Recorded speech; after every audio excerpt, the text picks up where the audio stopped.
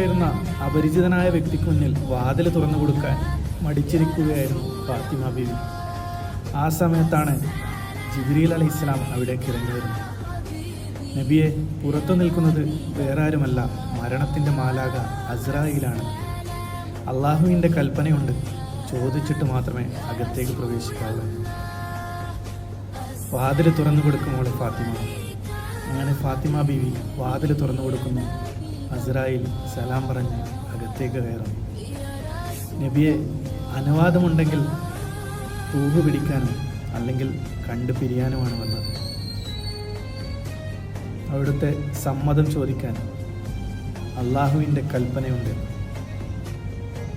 ആ നബിയോട് സ്നേഹം കാണിച്ചിട്ടില്ലെങ്കിൽ പിന്നെ ആരോടാണ് നമുക്ക് കാണിക്കേണ്ടത്? പടച്ചോൻ പോലും ബഹുമാനിച്ച, സ്നേഹിച്ച, അത്രമേൽ ഇഷ്ടപ്പെട്ട